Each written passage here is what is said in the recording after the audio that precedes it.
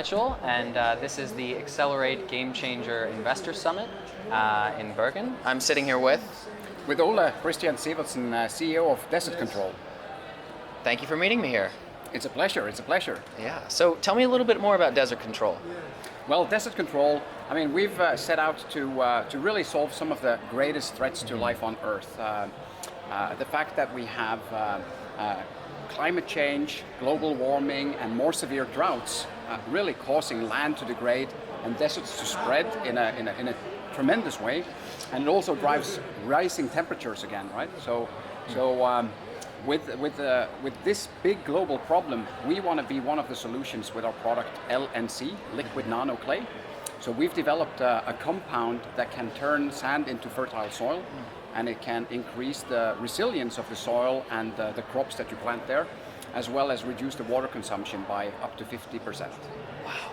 And where have you currently worked so far? Is this mostly in Norway or in other places as well? Well, we don't have much of a drought problem in Norway, right? I mean, you've been here in Bergen for a couple of days now, and it's been raining most of the time. So we have tested this in really arid land and desert areas extensively. So we've been our founder started really this vision and dream 10, 11 years ago. And since then, he's been spending his savings and his pension plan on really testing this out in a philanthropic way out in the world. So he's been traveling to Pakistan, Afghanistan, to Egypt, and lately the most recent project we've done is an external validation project where we work with a company called ICBA, International Center for Biosaline Agriculture. They're in the desert down in the Dubai area. They've run a test project over a full growth cycle, so a full year. We started in September last year, finalized the project in August and got the final scientific report and test results, where you had like a huge area out in the desert that we greened with various types of crops, grass types and so forth. And the results really documented up to 47% average water savings, reduced salinity in the soil, so better soil health, and improved yields for those areas as well. So we're extremely positively, even surprised to a certain degree over the strong effect that this has had in these projects. Wow.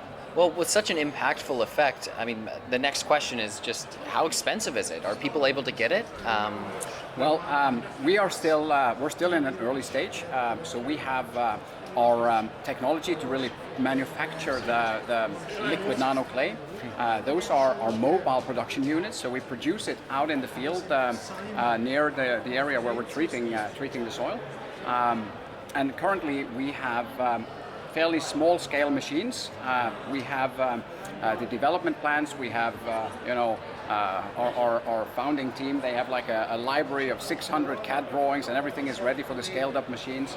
We have a contract with a manufacturing facility. They're ready to start to make them, but we're raising capital now to take that next step, because we've validated the product externally with scientific research, and now we are ready to start scaling.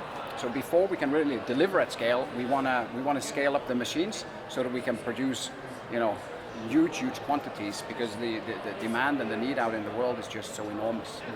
And is that what you're looking for today, or what brought you to the Game Changers conference? Well, I mean, great people like you and the team, of course, and really coming here to be in a community where you bring together companies that are in the same stage, looking to solve the same challenges and so on. I think it kind of is a great match with what I've learned about Horizons Venture as well. Horizons Ventures have a philosophy of investing in clusters of companies that have complementary technologies.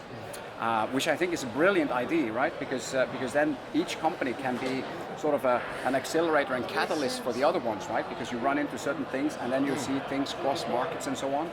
So I think that's a very, very good asset that you're offering here with bringing people together with great ideas, and the fact that you also bring in investors Not all of them are here to invest maybe, but they come with challenging questions, thoughts and ideas that really enrich the stage that companies like ourselves were in. So I would say it's the combination of meeting brilliant, bright people, companies that are solving similar challenges that yourself, meeting investors and other communities that you bring together here, such as Innovation Norway and other strong organizations that can be catalysts for a startup environment.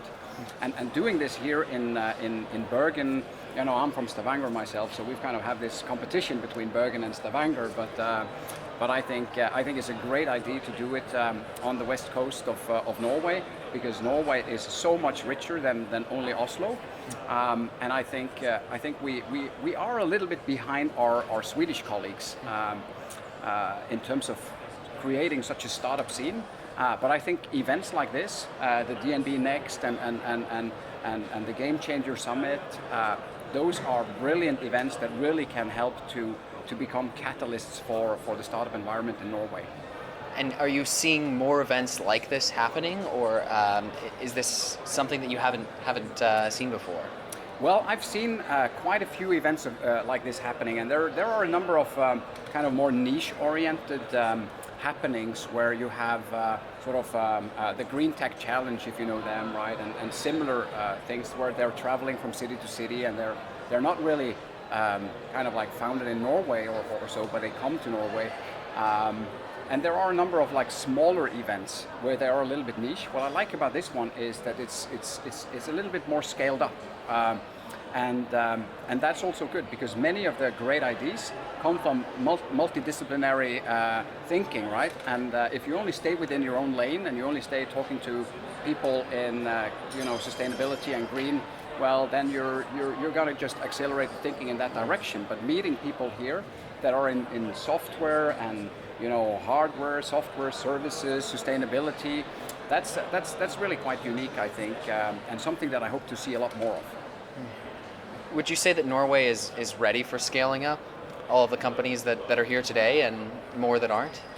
I definitely think that Norway is ready to scale up, and I think Norway has always had a history and tradition of exploring things outside of the country since the days of the Vikings, right?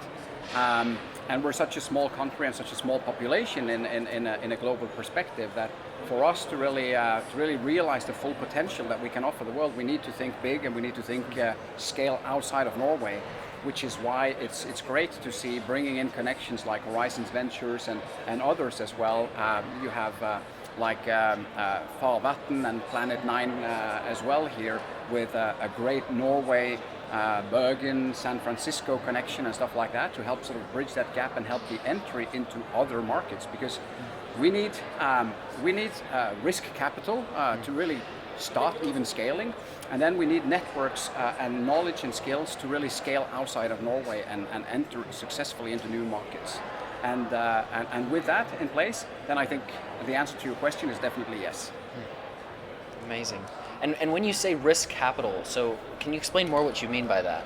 Well, risk capital, I mean, venture is kind of like an interesting area. You have some early stage companies that are either too early or then they're too late. So it's like, I think we're missing sort of a broader category of risk capital that spans a little bit more broadly in the maturity stage of a company. So I think in terms of that category, it's really all about being willing to take the risk, to bet on some companies that are in an early stage but have an enormous potential, and go out there and think big, start small, and scale fast. That's quotable. We should have put that on the board behind you right there. So thank you so much, Ole. Thanks. I really appreciate the time, and best of luck with Desert Control. Thanks. It's a pleasure. Yep. Thank you.